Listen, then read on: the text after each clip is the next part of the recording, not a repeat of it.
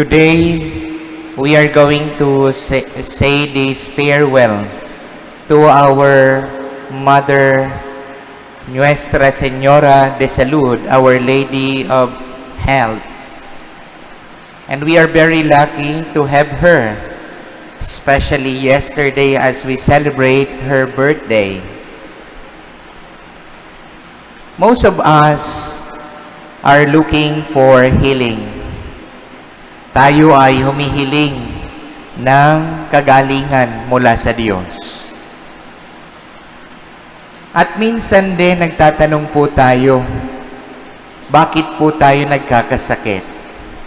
Bakit tayo merong karamdaman? Normally, human as we are, ang ating balat, ang ating katawan ay katawang lupa. Ang ating Panginoong Hesukristo, nung siya ay isilang at maging taong tulad natin, dumanas din ng nararanasan nating hirap. Dumanas ng pagkasugat, dumanas ng mga inflictions sa kanyang katawan. In the first reading, we have heard that we share in that woundedness of Christ. And in sharing in that woundedness of Christ, we also share in His pains. And therefore, the healing that we are also asking from God is or will be gained through sharing also with Him. Kung nakiisa tayo sa sugat ni Jesus, nakikiisa din tayo at makikiisa tayo sa kagalingan, sa pakikiisa natin sa kanyang katawan. Sa Diyos lamang matatagpuan ang kagalingan. In the Gospel today, we have heard na ginamit ng mga Pariseo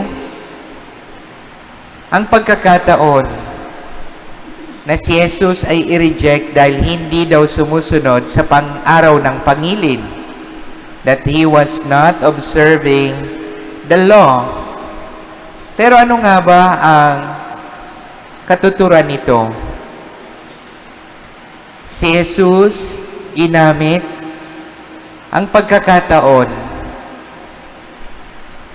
na patunayan sa atin na siya ay tunay na tao, nagugutom.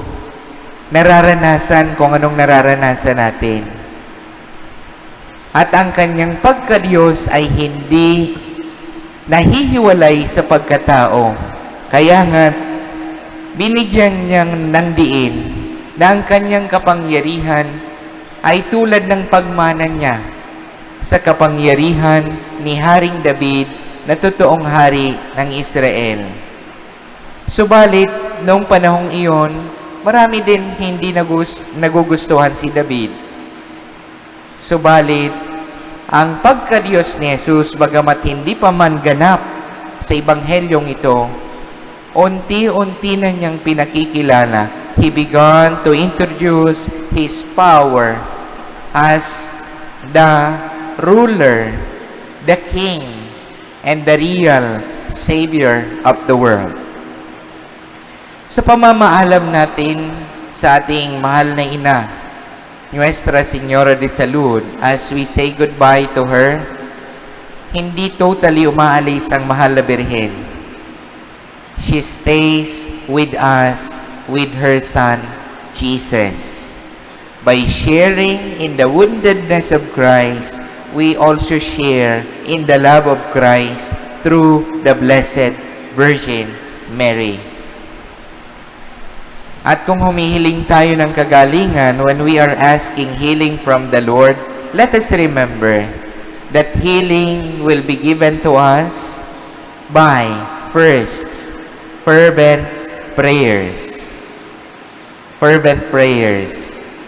Pananatili na nagdadasal para sa mahal na Birheng Maria.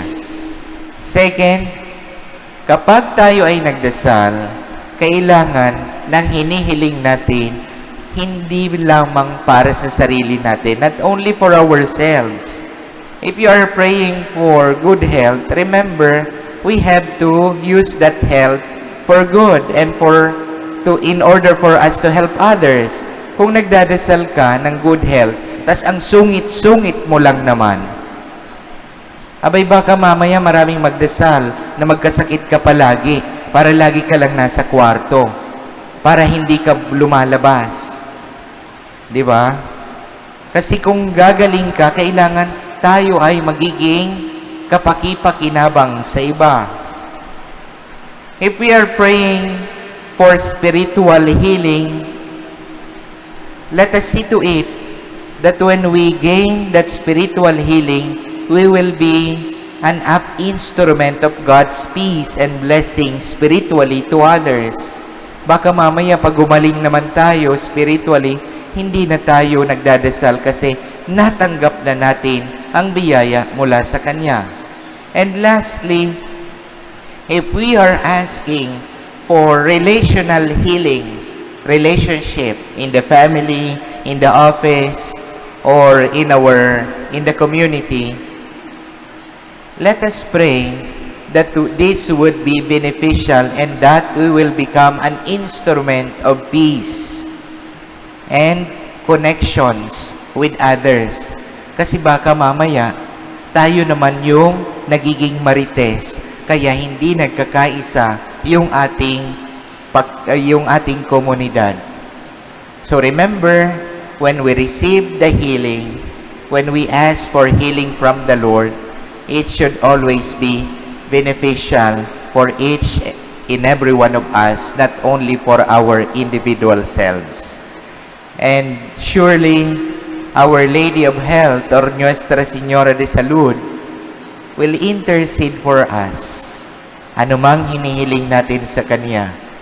Marami ng taon ang lumipas, bagamat may panahon na nanahimik siya, pero ang Kanyang biyaya at ang Kanyang pananalangin at grasya ay hindi nanahimik, kundi patuloy na ibinibigay sa atin dahil mahal na mahal tayo niya at ng ating Panginoong Hesukristo.